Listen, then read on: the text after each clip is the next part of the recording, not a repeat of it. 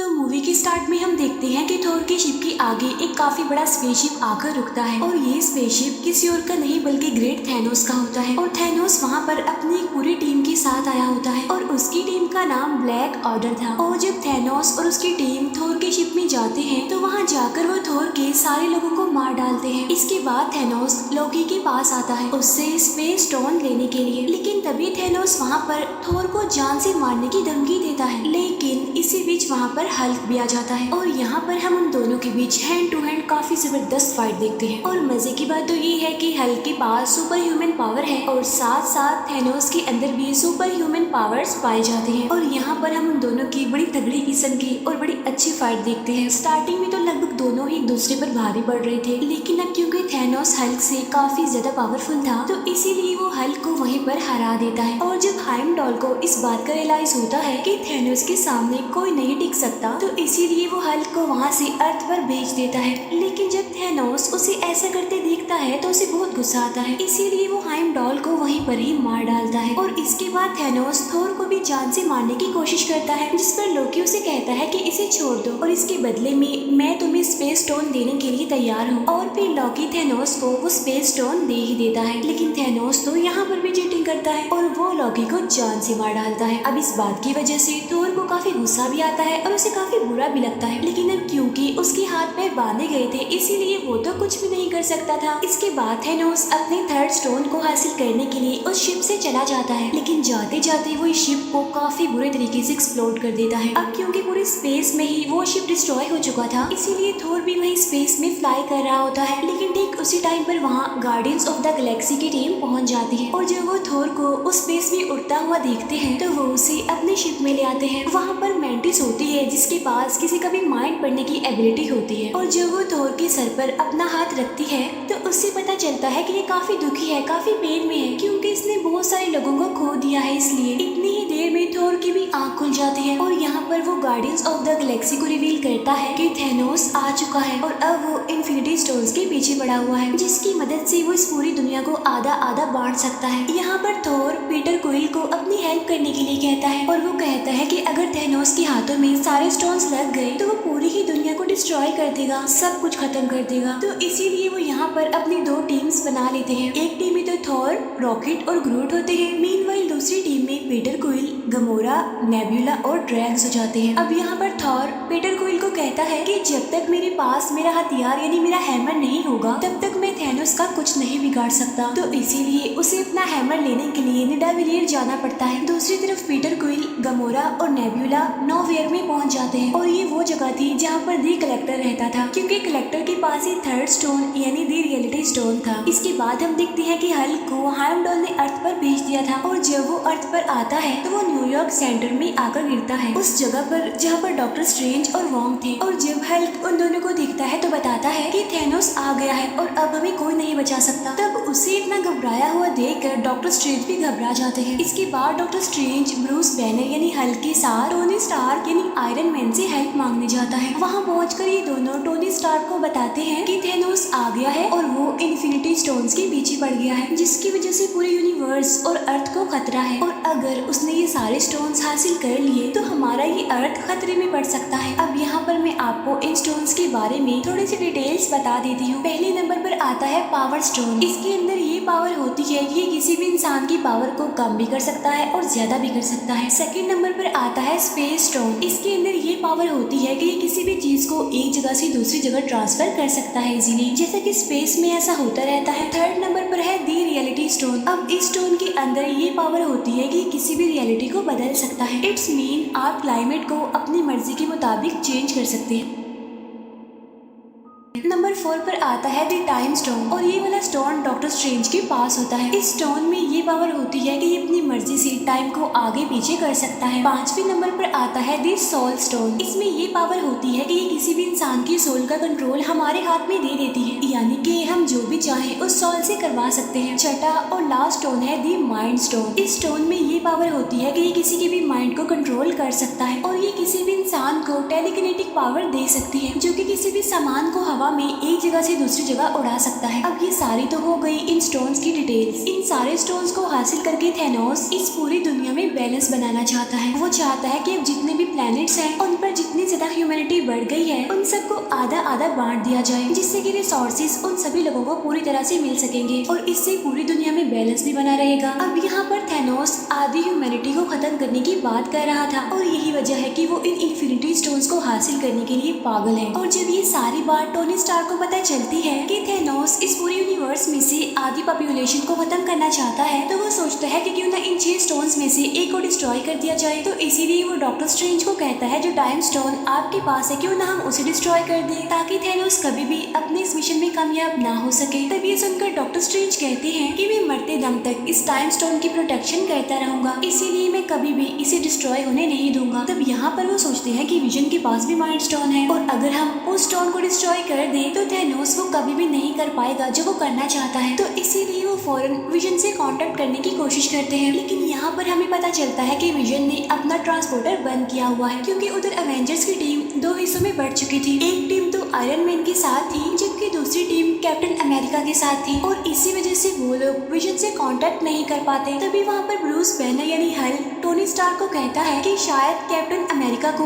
Vision के बारे में पता होगा, तो इसीलिए तुम उसे कॉल करके उसकी लोकेशन का पता करवाओ। जिस पर टोनी स्टार्क कहता है कि ना बेना, मेरी तो उसे जरा भी नहीं बनती, मैं उससे बिल्कुल बात नहीं करता। जिस पर ब्रूस बैनर उसे कहता है कि लगता है तुम्हें अभी पता नहीं है कि हमारा पाला किससे पड़ने वाला है, चलो मेरी बात मानो और जल्दी से उसे कॉल करो। और तभी अचानक से उन्हें वहाँ पर किसी चीज की आवाज सुनाई देती है और जब ये लोग विंडो से बाहर देखते हैं तो वहाँ पर उन्हें बहुत ही बड़ा शिप न्यूयॉर्क पर आता हुआ दिखाई देता है। तब ये देखकर वो समझ जाते हैं कि मुसीबत हमारे सर पर आ चुकी है। अब इस स्पेसशिप के बारे में स्पाइडरमैन को भी पता चल जाता है और वो भी वहाँ उस शिप को देखते हुए अपनी स्कूल बस से निकलकर वहाँ से भाग जाता है और उस शिप के पीछे लग जाता है। और तभी हम देखते हैं कि उस शिप में से 2 लोग निकल कर आते हैं। उनमें से एक का नाम होता है इबोनी और एक का नाम होता है ऑब्सीडियन। इबोनी के पास टेलीकिनेटिक पावर्स होती हैं जो कि किसी भी चीज को बगैर टच किए एक जगह से दूसरी जगह उठा सकती है और फेंक सकती है। और जो ऑब्सीडियन होता है उसके अंदर बहुत सारे सुपर ह्यूमन पावर्स होती हैं। अब क्योंकि उन्होंने टाइम स्टोन को प्रोटेक्ट करना था तो इसीलिए उन लोगों के बीच यहाँ पर फाइट होती है। अब यहाँ पर बहुत ही इंटरेस्टिंग सीन हम देख पाते हैं जब टोनी स्टार्क अपना आयरन मैन मार्क 50 प्रेस करते ही पूरी तरह नैनो पार्टिकल्स के सूट में कन्वर्ट होते हुए दिखाया जाता है और वो एक ही बार में इबोनी की तरफ से किए गए वार को रोक लेता है। अब यहाँ पर भी उन लोगों के बहुत अच्छे फाइट के सीन्स हमें देखने को मिलते हैं। अब क्योंकि इबोनी पावरफुल था, उसके पास टेलीकिनेटिक पावर्स थी,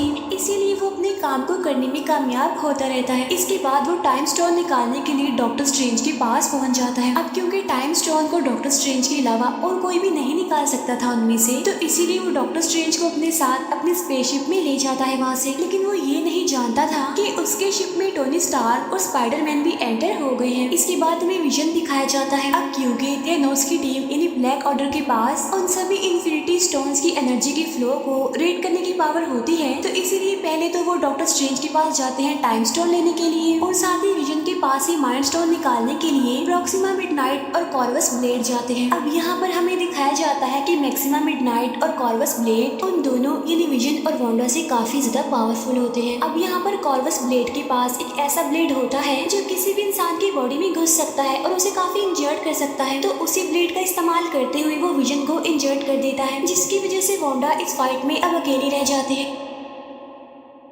इसीलिए वो दोनों वांडा पर भारी पड़ने लगते हैं। लेकिन तभी वहाँ पर दी कैप्टन अमेरिका आ जाते हैं और वो वहाँ आकर फैल्कन और साथ ही नताशा यानी ब्लैक विडो की हेल्प से उन दोनों को हराने में कामयाब हो जाते हैं। और जब ये तीनों उन दोनों को मारने ही वाले होते हैं तो वो दोनों यानी प्रॉक्सिमा मिडनाइट और कॉर्वस ब्लेड एक पोर्टल ओपन करके वहाँ से भाग जाते हैं। अब क्योंकि विजन काफी बुरे तरीके से इंजर्ड हो गया था, तो वो सब ये डिसाइड करते हैं कि वो ब्लैक पैंथर की हेल्प लेंगे विजन को फिर से रिकवर करने के लिए। इसके बाद सिर्फ शिफ्ट होकर गार्डियंस ऑफ द गैलेक्सी की तरफ आता है, जहाँ पर कमोरा और पीटर क्विल बातें करते हुए आगे बढ़ रहे हैं। यहाँ पर कमोरा पीटर को बताती है कि काफी सालों पहले की बात है कि जब थैनोस हमारे प्लेनेट पर भी आया था और उसने हमारे प्लेनेट के आधे लोगों को मार दिया और उन लोगों में मेरी मदर भी शामिल थी। लेकिन इस बार थैनोस को मैं ऐसा करने नहीं दूंगी और मेरे पास एक सीक्रेट है जिसकी वजह से मुझे लेने के लिए थैनोस थैनोस यहाँ पर जरूर आएगा। और वो पीटर को कहती है कि तुम्हें मुझसे प्रॉमिस करना होगा कि अगर मुझे थैनोस अपने साथ ले जाने की कोशिश करे तो तुम्हें मुझे जान से मार देना होगा। अब हालांकि पीटर क्विल ऐसा करना तो नहीं चाहता था, लेकिन फाइनली वो कामोरा से प्रॉमिस कर लेता है और इसके बाद वो सीधा चले जाते हैं नोवियर पर, यानी जहाँ कलेक्टर रहता था। वहाँ पहुंचकर उन्हें पता चलता है कि थैनोस उसे मारने की धमकी देता है और कहता है कि अगर तुमने मुझे द रियलिटी स्टोन नहीं दिया तो मैं तुम्हें जान से मार डालूंगा। लेकिन वहाँ पर कामोरा आकर थैनोस को मार डालती है। लेकिन यहाँ पर हमें पता चलता है कि थैनोस तो उनसे पहले ही वहाँ पर आ गया था और उसने कलेक्टर से द रियलिटी स्टोन भी ले लिया था। और जो ये अभी हमने देखा था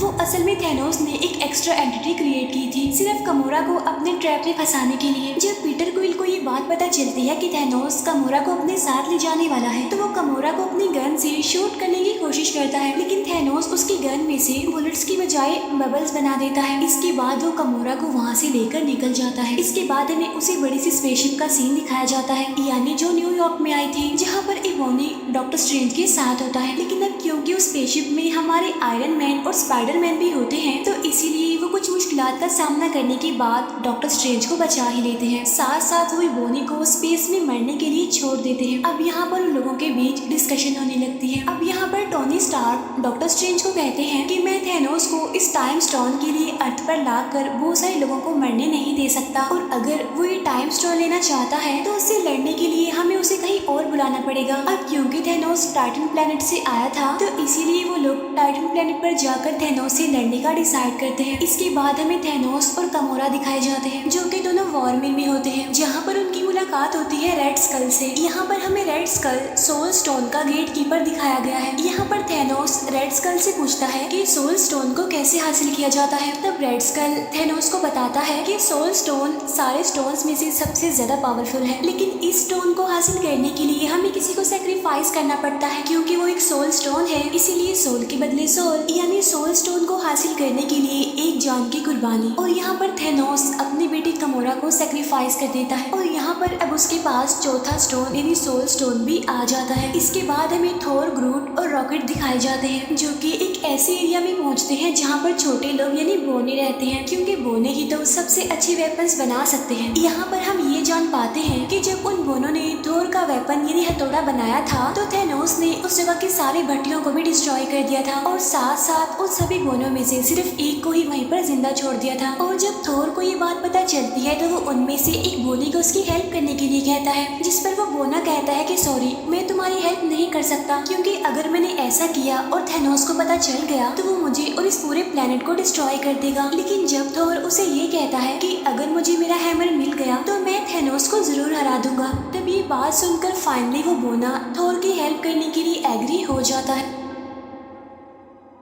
इसीलिए अब वो एक नए वेपन को बनाने के लिए तैयारी करने लगते हैं। लेकिन यहाँ पर उन्हें पता चलता है कि हैमर बनाने के लिए जो मेटल उनको चाहिए, उस मेटल को पिघलाने के लिए जिस एनर्जी की जरूरत है वो सिर्फ सूरज से मिलेगी। लेकिन सूरज की पावर इतनी ज्यादा तेज है कि अगर उसे डायरेक्ट उस मेटल पर लगाया जाए तो वो पूरा का पूरा मेटल ही डिस्ट्रॉय हो जाएगा, और इसीलिए बीच में एक फिल्टर लगाना बहुत ही जरूरी है। लेकिन जब वो उस फिल्टर को यूज कर रही होती है तो वो एकदम से बीच में से टूट जाता है। लेकिन यहाँ पर थोर उस बोने को कहता है कि अब इसके बीच का फिल्टर मैं बनूंगा और तुम बस अपना काम जारी रखो। और ये काफी अच्छा सीन होता है कि जब थोर उस एनर्जी सोर्स के बीच ऐसा फिल्टर खड़ा हुआ था सिर्फ और सिर्फ अपने उस वेपन यानी हथौड़े को हासिल करने के लिए, और फाइनली वो अपने उस वेपन को हासिल कर ही लेता है। लेकिन जब वो वेपन तैयार होता है तो पता चलता है कि उसमें लगाने के लिए हैंडल तो है ही नहीं। लेकिन तभी वहाँ ग्रूट आता है और वो अपना एक हाथ हैमर के अंदर फिट कर देता है और तब जाकर फाइनली एक जबरदस्त हथियार तैयार हो जाता है। और ये वाला वेपन थोर के पिछले वेपन से काफी ज्यादा पावरफुल और अपडेटेड था। इसके बाद सीन शिफ्ट होकर टोनी स्टार्क, स्पाइडरमैन और डॉक्टर स्ट्रेंज पर जाता है जो कि तीनों अब टाइटन प्लेनेट पर आ चुके हैं। अब क्योंकि यहाँ पर नेब्यूला ने मैंटिस को मैसेज किया होता है कि हमें टाइटन प्लेनेट पर तुम्हारी जरूरत है, तो इसीलिए पीटर क्विल, मैंटिस और ड्रैक्स वहाँ पर पहुँच जाते हैं। अब यहाँ पर हमें पता चलता है कि डॉक्टर स्ट्रेंज थैनोस के आने से पहले फ्यूचर को देखने लगता है और वो देखता है कि कितनी पॉसिबिलिटीज हैं कि हम थैनोस से जीत सकते हैं, जिनमें वो दिखता है कि सिर्फ एक पॉसिबिलिटी है जिसमें कि वो थैनोस से जीत सकते हैं। और ठीक उसी टाइम पर हम वहाँ पर थैनोस को देखते हैं जो कि टाइटन प्लेनेट पर डॉक्टर स्ट्रेंज से टाइम स्टोन को लेने के लिए पहुंच चुका था। इसके बाद हमें captain America, vision, Bruce banner और वोंग दिखाए जाते हैं जो कि विजन के साथ वकांडा पहुंच जाते हैं, जिन्हें लीड करने वाला कोई और नहीं बल्कि ब्लैक पैंथर था। यहाँ पर हमें पता चलता है कि वो सब माइंड स्टोन को डिस्ट्रॉय करने के लिए यहाँ पर आए हैं। और तभी वहाँ पर शूरी जो कि ब्लैक पैंथर की सिस्टर होती है वो उन सबसे कहती है कि हाँ मैं माइंड स्टोन को विजन से अलग तो कर सकती हूँ, लेकिन मुझे ऐसा करने के लिए टाइम चाहिए। तब वो लोग कहते हैं कि ठीक है, हम यहाँ पर आने वाली बाकी ब्लैक ऑर्डर टीम से मुकाबला करेंगे, तब तक तुम विजन से माइंड स्टोन को निकालने की कोशिश करो। और तभी हम जान पाते हैं कि थैनोस की पूरी ब्लैक ऑर्डर टीम विजन से उस माइंड स्टोन को हासिल करने के लिए वहाँ पर पहुँच जाती है, जिन्हें लीड कर रही थी प्रॉक्सिमा मिडनाइट, कॉर्वस ब्लेड और ऑब्सिडियन। वहाँ उन तीनों की प्रेजेंस को देखते हुए उन सभी अवेंजर्स को ये लग रहा था कि उनका पलड़ा भारी है, लेकिन वहाँ पर ब्लैक पैंथर एक बहुत ही बड़ा डोम बना देता है, जिसकी मदद से उन सभी के ऊपर एक प्रोटेक्शन का जैसे एक सर्कल बन जाता है। लेकिन जब उन्हें ये पता चलता है कि ब्लैक ऑर्डर की टीम की तादाद काफी ज्यादा है और वो किसी भी टाइम पीछे के दरवाजे से आकर विजन पर हमला कर सकते हैं, तब फाइनली वो डिसाइड करते हैं कि हम सामने के दरवाजे को थोड़ा सा खोल देंगे, जिसमें से उस पूरी की पूरी ब्लैक ऑर्डर टीम हमारे सामने आएगी। इस तरह से हम उन्हें लड़ाई करने में बिजी रखेंगे और तब तक शूरी विजन से उस माइंड स्टोन को निकाल देगी। इसके बाद सामने का वो दरवाजा खोल दिया जाता है, जहाँ पर पूरी की पूरी ब्लैक ऑर्डर टीम उन सभी अवेंजर्स से लड़ने लगती है। यहाँ पर हम ये जान पाते हैं कि हल्क अपने असली रूप में आना ही नहीं चाहता, क्योंकि ब्रूस बैनर हल्क वाले रूप में तभी आता था जब उसे किसी से लड़ाई करनी पड़ती थी, वरना मोस्टली वो ब्रूस बैनर के रूप में ही रहता है। इसके अलावा ये भी कहा जाता है कि अब वो थैनोस से बहुत ज्यादा डरने लग गया था और ये वजह भी थी जिसकी वजह से वो हल्क नहीं बन रहा था। एनीवे, वो ऐसे ही इस लड़ाई में शामिल हो जाता है और यहाँ पर हमें इस मूवी की सबसे बड़ी फाइट दिखाई जाती है, जो कि अवेंजर्स और ब्लैक ऑर्डर के बीच चल रही थी। और ये पूरी की पूरी फाइट सच में बहुत कमाल है। और फाइनली ब्लैक ऑर्डर टीम के तीनों कमांडर यानी प्रॉक्सिमा मिडनाइट, कॉर्वस ब्लेड और ऑब्सिडियन जो कि इस टीम को लीड कर रहे थे, वो यहाँ पर मारे जाते हैं। साथ साथ अवेंजर्स विजन को भी इस लड़ाई में शामिल कर लेते हैं। और तभी यहाँ पर हमारे एक और हीरो थॉर की भी एंट्री हो जाती है। जैसे उसकी एंट्री होती है वो जोर से चिल्लाता है, कहाँ है थैनोस। तब उसकी आवाज सुनकर ब्लैक ऑर्डर की सारी टीम काफी डर जाती है। यहाँ पर थोर भी उन सबको मारते हुए आगे बढ़ जाता है। इसके बाद हम थैनोस को देखते हैं, जो कि गार्डियंस ऑफ द गैलेक्सी की team Tony Stark, doctor Strange और स्पाइडरमैन के साथ लड़ रहा होता है।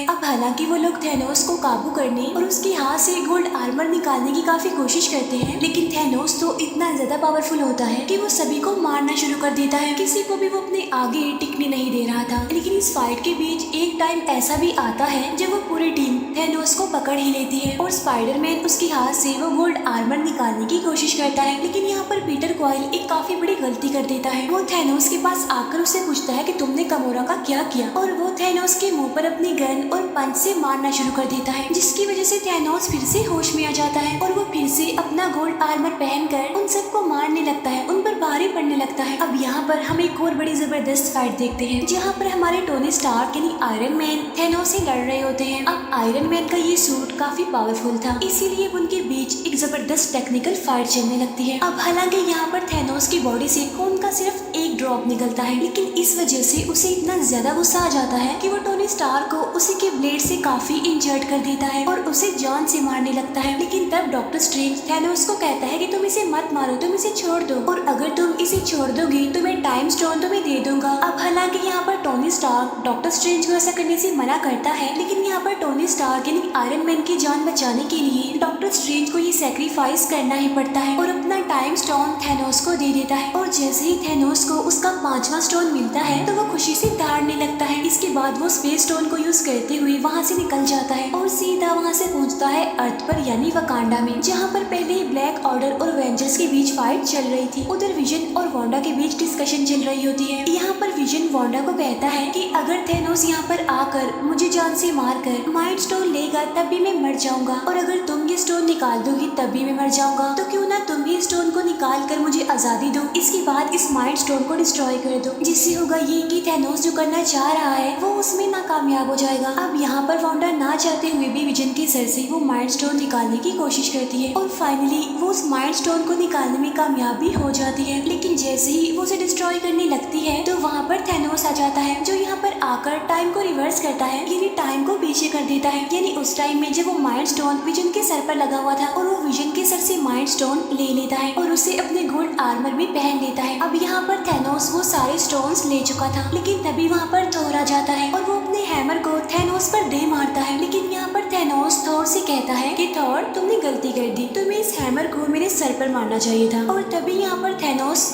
चुटकी बजाता है, जिससे पूरा यूनिवर्स, पूरा अर्थ दो हिस्सों में बढ़ जाता है। इसके बाद सीन शिफ्ट होकर सोल वर्ल्ड में आता है, जहाँ पर थैनोस खुद को बिल्कुल अकेला पाता है और उसके सामने एक छोटी गमोरा होती है, यानी जब वो छोटी थी। और यहाँ पर वो अपने फादर थैनोस से पूछती है कि डैडी डू इट, जिस पर थैनोस कहता है कि यस। फिर छोटी गमोरा पूछती है कि आपने क्या खोया, जिस पर थैनोस कहता है कि सब कुछ। इस फाइट में उसने इन्फिनिटी स्टोन्स को हासिल करने के लिए अपना सब कुछ खो दिया, क्योंकि वो गमोरा को बहुत प्यार करता था, लेकिन अनलकीली अब वो उसकी लाइफ में नहीं थी। इसके बाद थैनोस वापस से रियल वर्ल्ड में आ जाता है, जहाँ पर उसके सामने थोर और बाकी सारे एवेंजर्स होते हैं। लेकिन अब क्योंकि उसके पास सारे स्टोन्स थे, इसीलिए वो स्पेस स्टोन की मदद से खुद को टेलीपोर्ट करके कहीं और चला जाता है। लेकिन वहाँ पर बचता है तो सिर्फ राख, और पूरे यूनिवर्स में से, पूरे अर्थ में से आधी पॉपुलेशन कम होने लगती है। हर कोई वहाँ से राख बनकर गायब होता जा रहा था। इसके बाद हम थैनोस को देखते हैं, जो कि एक हट में था, जो कि काफी खुश था, क्योंकि फाइनली वो अपने मिशन में सक्सेसफुल हो गया था। उसने पूरी दुनिया की आधी पॉपुलेशन को खत्म कर दिया था। इसके बाद हम मारिया हिल और निक को देखते हैं, जो कि गाड़ी में बैठकर कहीं पर जा रहे थे, लेकिन तब वो भी वहाँ से गायब होना शुरू हो जाते हैं। और यहाँ पर निक अपने पॉकेट से एक छोटी सी डिवाइस निकालता है और वो किसी को मैसेज करता है, और जब उसके गायब होने के बाद हमें वो डिवाइस दिखाई जाती है, जिससे हमें पता चलता है कि उसने वो मैसेज कैप्टन मार्वल को भेजा है। और इसी के साथ ही मूवी यहीं पर एंड हो जाती है।